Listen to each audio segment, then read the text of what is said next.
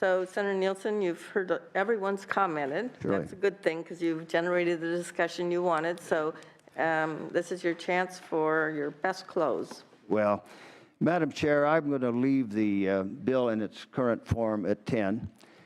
And the commitment I will make, and not many authors do make this commitment, but were we to change anything, I'd bring it back to the committee.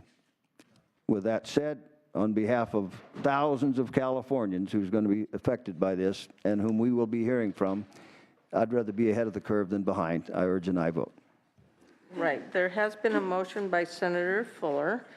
Your motion, though, was it the 5 acres? Do you want to reflect his intent? I would have to amend it to reflect his, but I will do so at the author's request. I had originally said 5, but I will move it up to 10. I just didn't want to have confusion on that. I appreciate it. That would have been the wrong motion for his request. Yes, it would be. So the motion is do pass to appropriations. Senators Pavley? No. Pavley, no. Stone? Yes. Stone, aye. Allen? No. Allen, no. Fuller? Fuller, aye. Hertzberg? No. Hertzberg, no. Hueso? No. Hueso, no. Jackson? No. Jackson, no. Monning? Wolk? Wolk, no.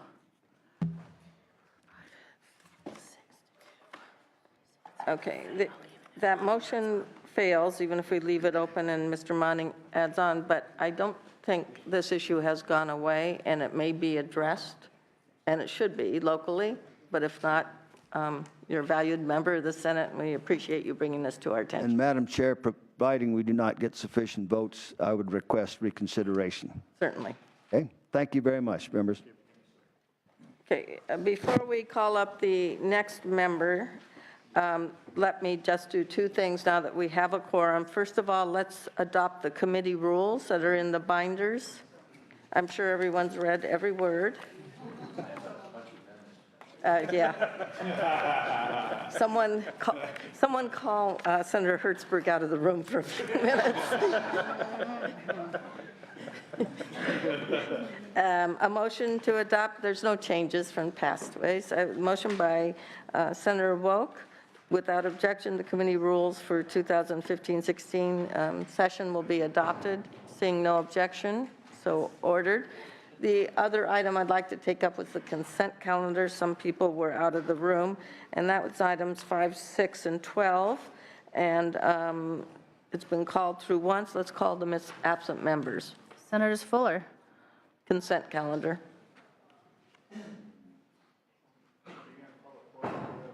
We already established a quorum. Fuller, aye. Hueso? Hueso, aye. Wolk? Wolk, aye. All right. And with that, so far, we've heard Senator Nielsen's, both of his bills, items 3 and item 7, and we're moving on to, I believe, sitting here is Senator Morrell. This is file item 8, state responsibility areas, fire prevention fees. Senator Hertzberg, I'm pointing out this is dual referred to governance and finance, where Senator Woke, you and I will revisit this again, maybe. Okay. Senator Morrell, welcome.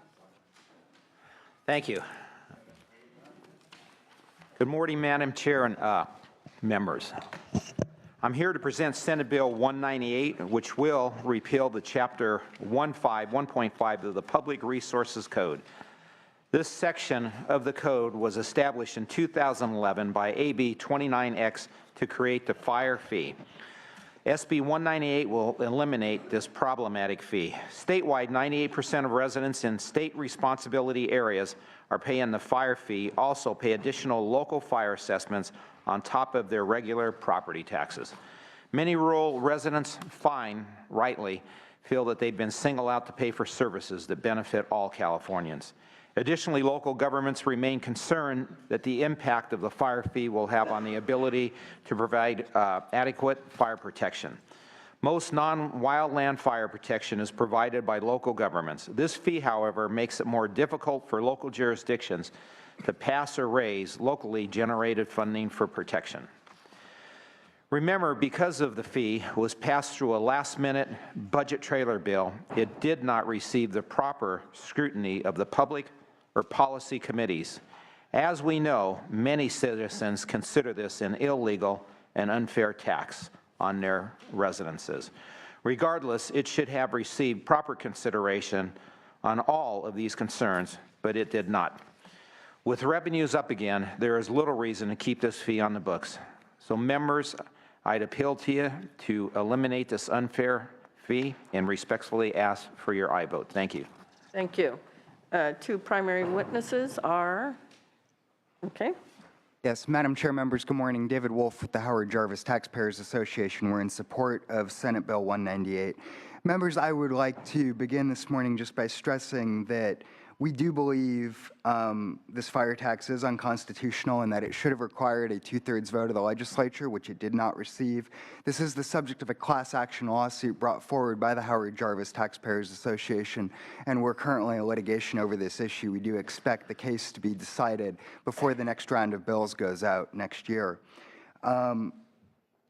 We continue to have major issues with this bill. Again, first and foremost, that it is in no way an appropriate fee under the definition of Proposition 26, which was approved by voters in 2010. Simply put, there is no direct benefit to any of the 800,000 individuals in state responsibility areas who pay this fee. There is no benefit whatsoever. In addition, there's also other issues that we have with this. First of all, we do view it as double taxation. There's a number of individuals that do live in rural areas that already subject themselves to paying assessments that they voted on and pay out of their own pocket. And again, there is no benefit to the $120 or $150 fee that these individuals pay. They're getting no additional service from CAL FIRE. And that's evident in the fact that CAL FIRE's budget was cut when this was approved in 2011, as the senator mentioned, in order to backfill this money onto the backs of rural homeowners. Again, no direct benefit. The legislature just decided to reprioritize the money in 2011 out of the general fund to other priorities, and again, place that on the backs of those homeowners. We believe these homeowners are unfairly targeted. This is a tax, and it should be repealed without an appropriate 2/3 vote of the legislature, so we ask for your aye vote. All right. Second witness. Madam Chair and members, I am Lee Adams, a Sierra County supervisor and the current chair of the Rural County Representatives of California, representing the 34 rural counties in California in support of SB 198. Our thanks to Senator Morell for authoring this important measure and to the committee for hearing it. This fee was passed in AB 29X as part of the budget package with very little discussion or debate. The SRA fee has very real implications to local and statewide safety. Most importantly, and from my perspective, the SRA fee unfairly impacts some of the poorest residents in California, those in rural counties struggling with high unemployment rates. The SRA fee is costly to administer for the amount raised and has required the state to become embroiled in a lengthy court battle. It is not a good investment or return for the state.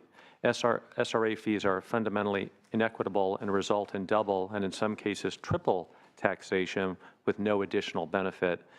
These fees also hurt local fire departments by making it nearly impossible for them to raise local revenues to support themselves, and thus they weaken the state's mutual aid system, the intricate safety net that allows California to respond to any major disaster. Even though the SRA fee structure includes local fire prevention grant funding, due to the high cost of administration and uncertainties due to the pending litigation, these grants have only been distributed once and are not contained in the current proposed budget. Simply put, the SRA fee is not an appropriate way to fund fire prevention activities. The repeal of these fees will protect local fire departments, rural residents, and the ability for the state to respond to major disasters of all types. We urge the committee to approve SB 198 and again thank the author. Jonathan? Good morning, Madam Chair, committee members. Jonathan Clay on behalf of the County of San Diego in support. Thank you. We noted that in the record as well. Thank you for your attendance. Other people who wish to register their opposition to the bill? Excuse me, support for the bill? Anyone else in support of the bill? All right, opposition to this measure? Anyone here present wishing to oppose this bill? So we're going to open it up to committee for discussion. Members? Okay, we're going to start with Senator Hueso to Senator Jackson and then over to Senator Stone. Senator Hueso? Yes, thank you, Madam Chair. This is an issue that I'm very sympathetic to for the people paying this fee. But I think we need to get the facts straight in what happened here. When the budget went down, there were draconian cuts across the state. Draconian cuts that really exposed our ability to properly not only educate people, but to provide the adequate amount of protection for people living in areas where there's a high probability and a high incidence of fires. And while I understand that the budget was cut for CAL FIRE, these fees have been collected in certain areas for protection, fire protection only in those areas. The money is being used for fire protection in those areas, and it's been used to provide equipment and services to those areas where traditionally the money has not been raised to adequately fight fires. And I also know very clearly that the services in those areas are being subsidized by taxpayers in urban areas, where in addition to taxes, there are additional taxes paid for fire protection in those areas. It's a hard issue because our state is so diverse. We have areas that are prone to fires. In San Diego in particular, you know, we have devastating fires out there. I would like to see the county implement a more robust program. We go out there into the areas that have the highest incidence of fires and find that we have the lowest budgets to provide fire protection. There are other counties that do a better job of providing fire protection for their counties. And we have disparate programs across the state. I think it was important for the state to come in and try to at least provide some level of protection for the people living out there. And while $150 is a large fee and it's affecting those people that are poor, it is also assessed to property owners. It's a property owner fee in a state that has the lowest property taxes in the country. We have a 1% tax. Find a state in this country that has a lower tax. It doesn't exist. So it's very hard charging 1% tax on our property owners to really fund the necessary school and fire and road and street cleaning and all the other services that we try to provide to property owners. Unfortunately, combating fire is a very high-priced item. It's very costly. It requires machinery that's very costly. It requires manpower. It's very costly. People die fighting fires. And we often try to put a price tag on that in this state. So I'm not going to support this motion today, but I will be interested in this bill today, but I will be interested in the outcome of the case. I think if there is a challenge to that law, we will see that play out in the courts.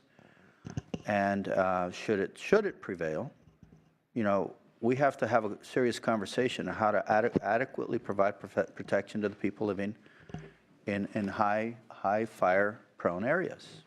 We just can't continue to say, let them out there, because, for people that own property and own a structure, $150 is a small price to consider when the cost of replacing a home is very costly. It's a lot more than $150, and it's a lot more than $150 multiplied by 100 years. We're talking about, well, I'm sorry, maybe not 100 years, but the next 10 years for sure, or more. Structures are very expensive to erect and to replace, and people's personal property. And I think this is a really difficult issue, And I appreciate you raising this as a debate. This is something we need to work on, definitely. But I think this program was designed to target certain areas that are currently underserved that do require additional protections. And I think this current fee is appropriate, although controversial. Fire thing, it's 150 minus 3. Can I address that, or? Was that a question? If not, I'm going to take it as a statement, and then you will have all the time you need to each person. If anyone wants to ask you a direct question, certainly that would be appropriate. Senator Jackson, you were next. Yes, thank you. As far as the litigation goes, the arguments that you presented, if they are persuasive to the court, will, I think, result in what you're trying to achieve here. My feeling is that that's why we have the courts. We proceed, we do what we think is appropriate, and the courts will let us know whether they agree or not. So I'm not going to respond to your arguments. That will be done in a court of law.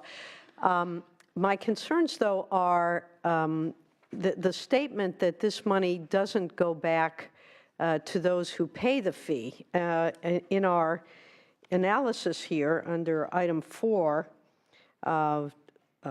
argument or comments, it articulates there's a lack of awareness that a portion of the fee will be returned to local jurisdictions, and this is easiest to demonstrate in contract counties where there are 6, which are the 6 counties paid by CDF to assume its initial attack obligations for wildland fires in those SRAs.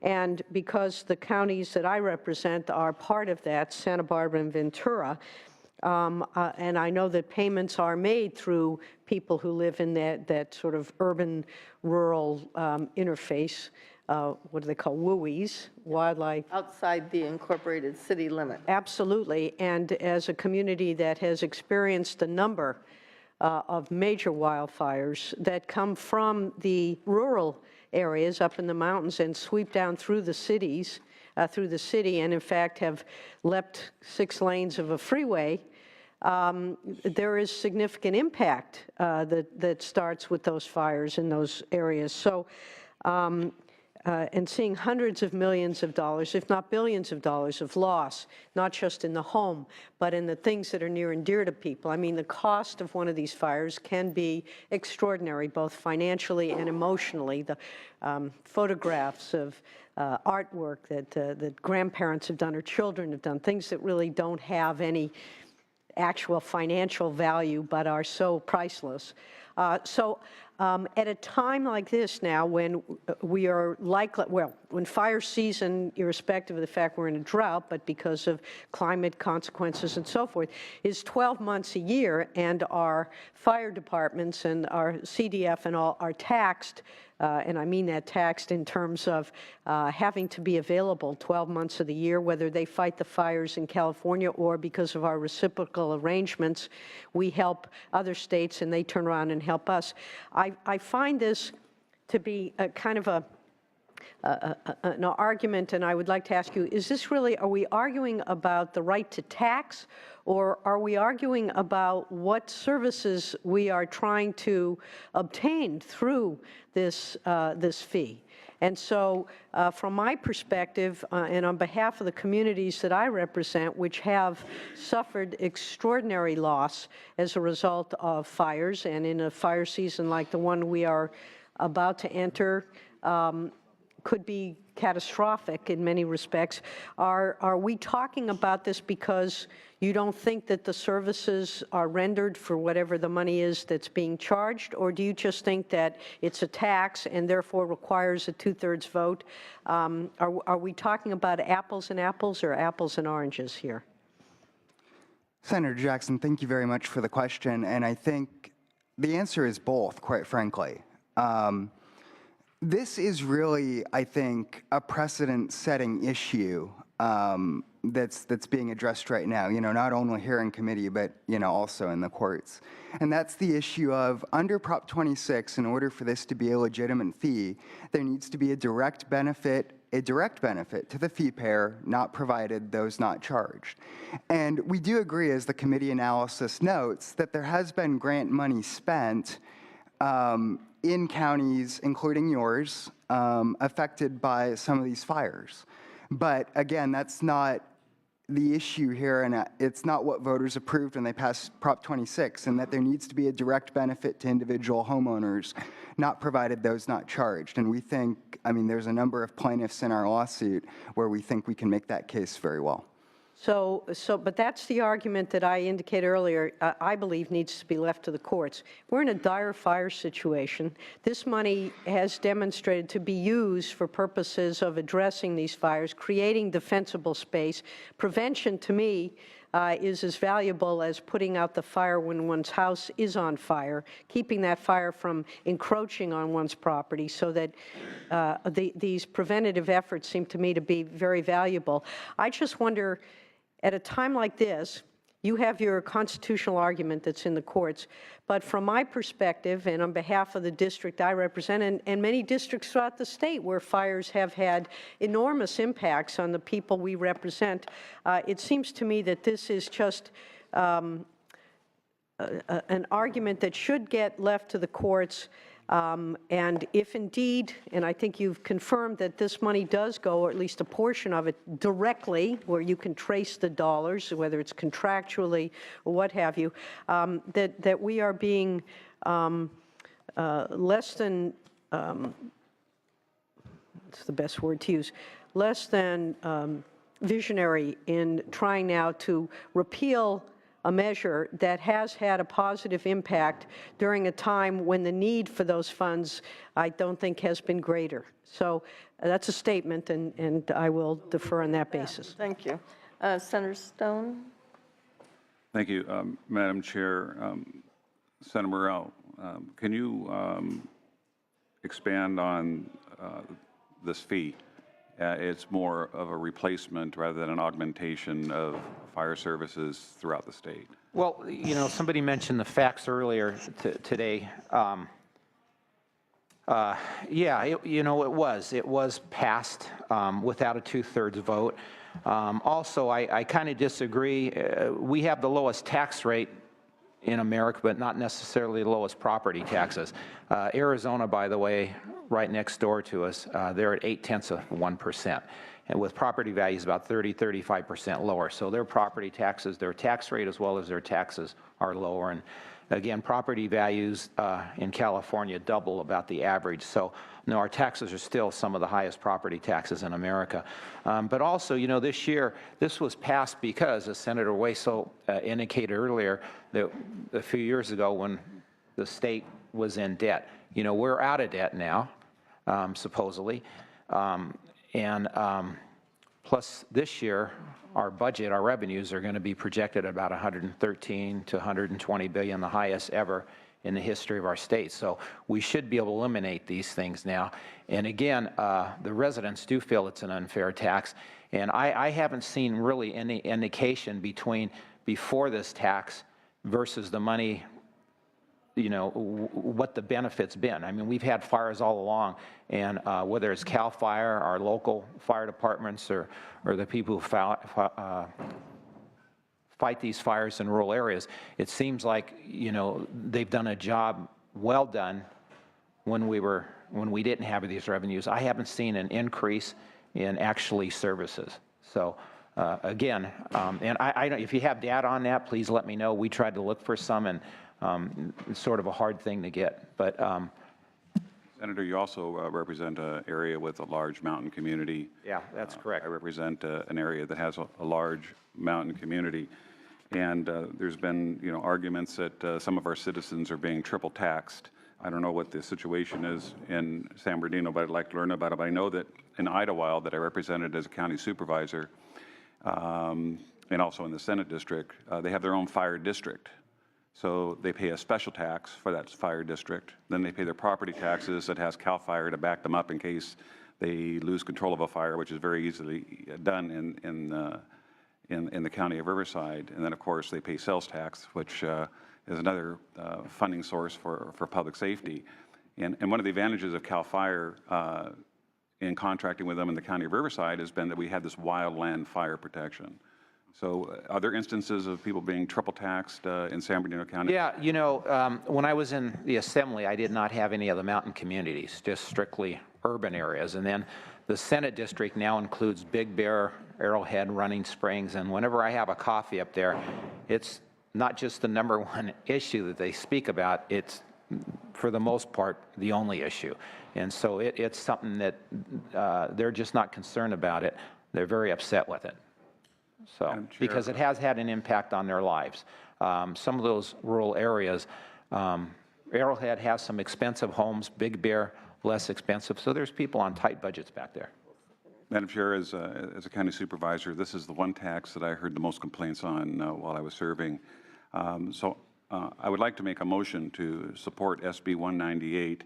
I'd also like to elaborate on some comments, if I may. Yes. Thank you. Motion's been made. And Madam Chair, just to correct the record, Arizona's property tax is 1.3%, but We'll have that debate another time, but 1.3, but you guys can fight it out in the halls later. Okay. And I appreciate my senator colleague from Imperial County that talks about the draconian cuts and the spot bill that was utilized to implement this fee, which the senator believes is a tax, which will be adjudicated by the courts, which is fine. But he uses the argument that people that live in these rural areas should be held to a higher accountability to pay this fee because these fires originate in these mountainous areas. Well, you know, we could use the same argument with crime. We find crime is more prevalent in more urbanized areas than rural areas, and I guess it would be appropriate to have a public safety fee that's imposed on urban areas to support crime mitigation there that would certainly benefit the rural areas that have less crime.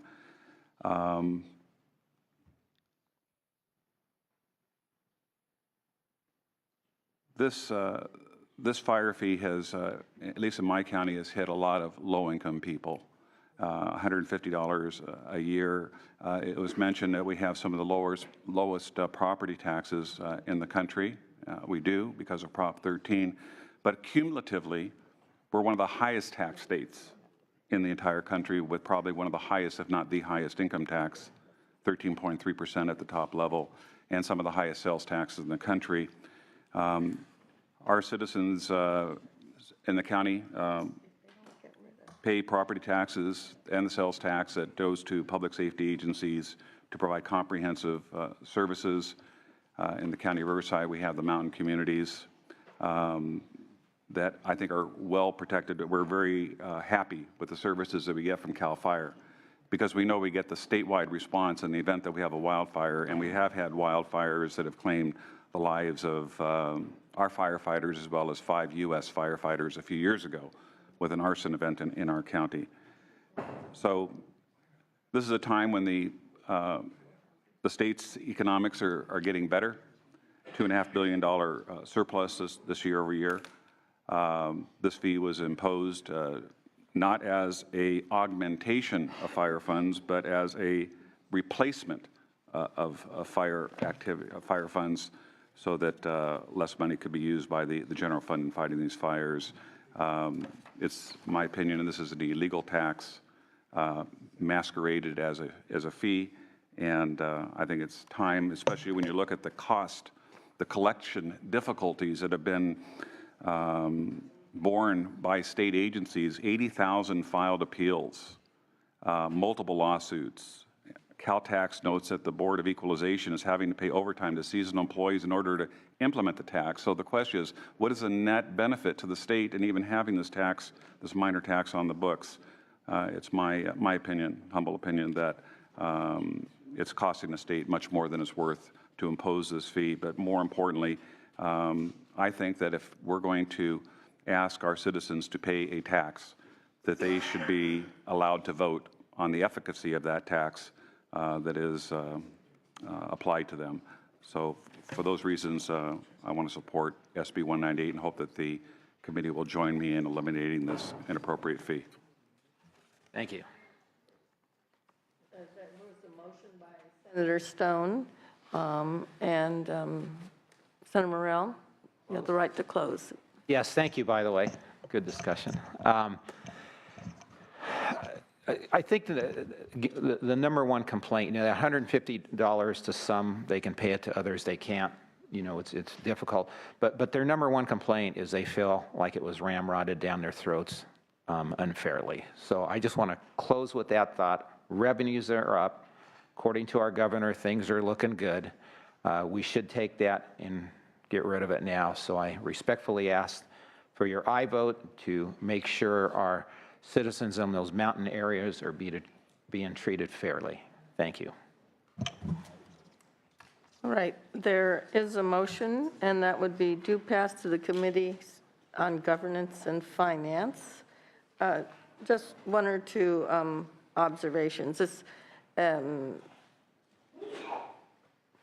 not one of the more popular measures in my account, but I don't think the argument between fee and tax is really relevant, which seems to be what's driving a lot of this discussion. But it reminds me that since CAL FIRE is within our jurisdiction, that at some point in time, we may want to indeed look at how those expenditures are going and the grants, and just to keep up on this, because from a whole different perspective, if you're an LA County person, you're paying property tax plus a $90 assessment. We're sending all the equipment we're buying, to San Diego or all the other rural areas. But it's somewhat arbitrary just because you're in an incorporated area, you don't pay, and you're an unincorporated area down next door. Could be in the same subdivision, adjacent to, but same land use planning, you pay. And so that there's some tweaking that perhaps needs to be done, but I know this is part of the Howard Jarvis discussion of fee versus tax and Prop 26. That's not really, I'm trying to focus on the implementation and making sure it's doing what's an intended purpose is. And I think that's incumbent upon all of us in all agencies. What are we paying for? Are we getting our fair share? Does it need to be tweaked? Is it still relevant today? Because what was happening, and we know fires are going to be year-round now, not seasonal. I would suggest to you that the urban areas were very much subsidizing the rural areas for fire protection. So this was a way to sort of level the fee around the state so that some areas weren't left with disastrous consequences. So I'll be opposing this today, but I'm not saying that this isn't a subject worthy of our attention in the future. Roll call. Senators Pavley? No. Pavley, no. Stone? Yes. Stone, aye. Allen? No. Allen, no. Fuller? Fuller, aye. Hertzberg? No. Hertzberg, no. Hueso? No. Hueso, no. Jackson? No. Jackson, no. Monning? Wolk? Wolk, no. Madam Chair, reconsideration? Certainly. Thank you. Automatically, yes. Out of courtesy. Motion fails. The author's notice reconsideration. We'll probably leave it open, see if Senator Monning would like to add on.